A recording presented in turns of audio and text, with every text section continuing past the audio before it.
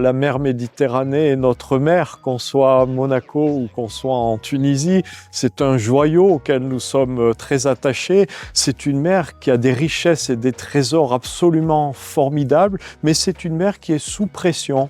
Elle a ses particularités, ses spécificités qui sont uniques au monde.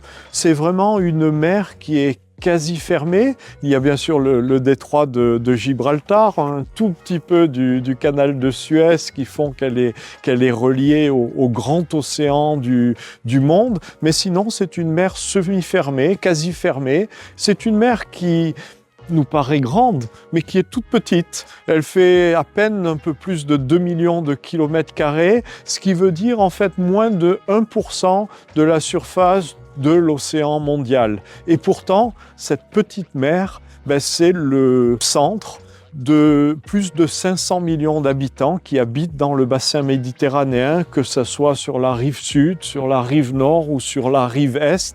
Et bien sûr, ces 500 millions d'habitants, ils travaillent, ils polluent, ils utilisent de l'énergie. Et en plus, comme si ce chiffre ne suffisait pas, il y a 360 millions de touristes qui visitent la mer Méditerranée, donc près d'1 milliard de personnes qui en profitent, mais qui mettent une grosse pression sur cette mer qui se retrouve en danger.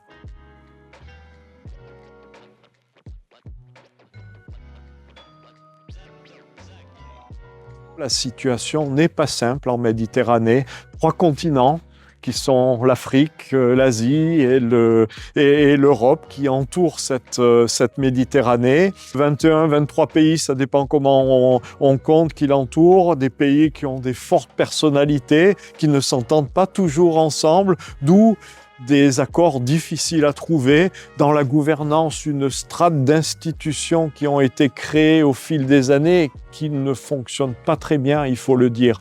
Donc, soyons réalistes, on ne va pas régler ce problème en 1 an. C'est la raison pour laquelle on vous a proposé cette utopie à horizon 2050. Essayons de réfléchir ensemble à transformer la mer Méditerranée d'une mer en danger en une mer 100% bien gérée, où la pêche existe, apporte des revenus à de nombreux pêcheurs, apporte des poissons à manger à vous, à moi, mais de façon contrôlée, raisonnée.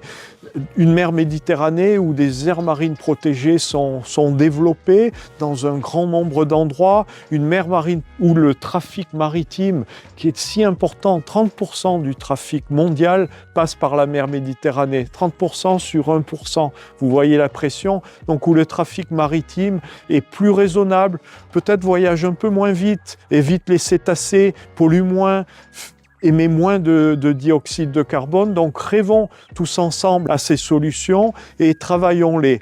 Je ne crois pas à des solutions miracles, je ne crois pas à des grandes annonces, à des grands accords, mais fixons-nous une vision et travaillons-nous tous ensemble et peut-être de façon bilatérale. Et la Principauté de Monaco, l'Institut océanographique sont prêts à travailler avec les pays, à aider, à monter des explorations scientifiques, à monter des expositions. Pourquoi pas accueillir tout ou partie de notre exposition en Tunisie. Nous sommes tout à fait prêts à discuter à ces solutions pour travailler ensemble et co-construire ensemble un futur harmonieux pour la mer Méditerranée qui retrouverait un équilibre entre l'homme et la nature.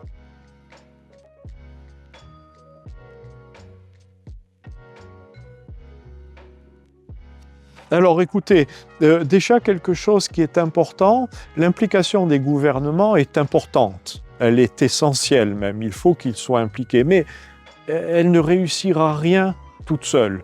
Et il faut absolument que nous travaillions avec le grand public, les adultes, mais aussi tout particulièrement les enfants, parce que ça c'est important de les convaincre.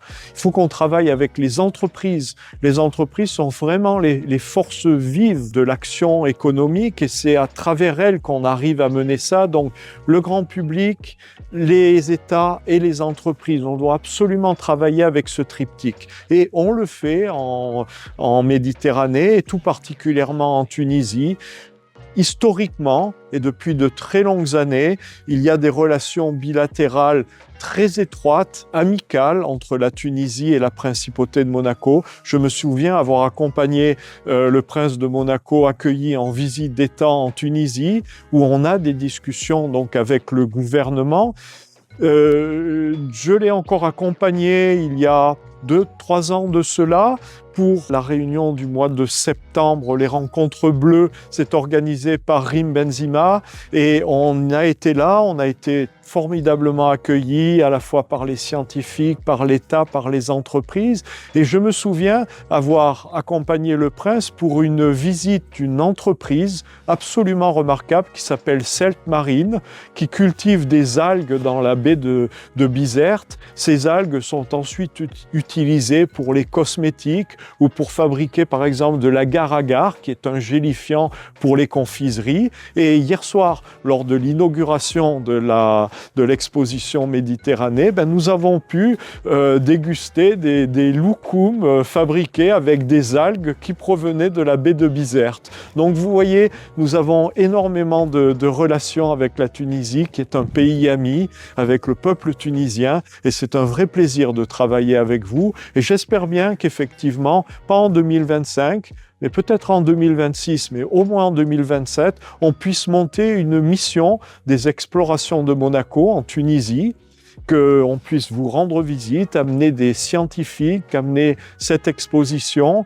Je sais aussi que, par exemple, Dimet Fund, le fonds financier, participe et aide financièrement l'exploitation d'aires marines protégées en Tunisie. Donc voilà de nombreux liens qui nous font très plaisir.